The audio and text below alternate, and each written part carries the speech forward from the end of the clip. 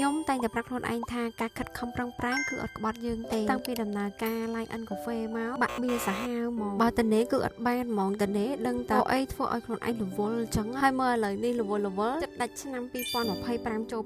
2026ទៀតតែទោះបីជាហត់កាយតែយើងសប្បាយចិត្តមួយខែណាដែល Line and Cafe ឈរជើងបានឃើញសមិទ្ធផលដែលយើងបានខិតខំប្រឹងប្រែងឃើញមានគេចាប់ផ្ដើមស្គាល់ Line and Cafe ច្រើនហើយនៅពេលដែលពួកគាត់បានមកដល់ដឹងគាត់និយាយអីមុនគេអត់គឺគាត់ទៅសារថាបកកែរៀបចំហើយអាហារនិងភេសជ្ជៈឆ្ងាញ់ខ្ញុំនិយាយមែនណាកម្លាំងចិត្តឡើងពេញមកបីជាក្នុងកងអស់លុយក៏ដោយដែរហើយអីដែលសំខាន់ទៀតគាត់តាមទៅសារនៅក្នុង page នៅក្នុង TikTok ខ្ញុំនិយាយមែនមិនដែល post feedback ទាំងអស់ហ្នឹងឯងដោយសារខ្ញុំរំភើបពេកអត់ដឹងថាគួរតែ post ថាមិនដល់ពេលខ្លះបានតែ add story ចឹងទៅអរគុណខ្លាំងមែនតើសម្រាប់ការទៅសារនោះបងបន្តការទៅសារនេះរហូតថានៅក្រៅមិនថាក្នុង page ឬក៏ TikTok អីបងដឹងអត់ការទៅសារកាន់តែច្រើនយើងកាន់តែមានគំនិតល្អច្នៃប្រឌិតអ្វីដែលថ្មីបន្ថែមទៀតបងមួយបានស្គាល់ Line អញ្ចឹងអាប់ដេតរហូតហ្មងមិនថា menu មិនថាការដេកឲ្យពង្រឹងទៅលើរសជាតិកាន់តែឆ្ងាញ់កាន់តែតម្រូវតាមចិត្តមួយម៉ូពិសេសទៅលើសេវាកម្មដូចជាការដឹកជញ្ជូនឲ្យទាន់ពេលវេលាហើយឲ្យបានលឿនទៅដល់បានញ៉ាំឆ្ងាញ់ភ្លាមអញ្ចឹងណាជាមួយនឹងស្នាមខ្ញុំទោះបីជាដាច់បាយថ្ងៃត្រង់ឬក៏ដាច់បាយពេលព្រឹកល្ងាចអីក៏ដោយដែរ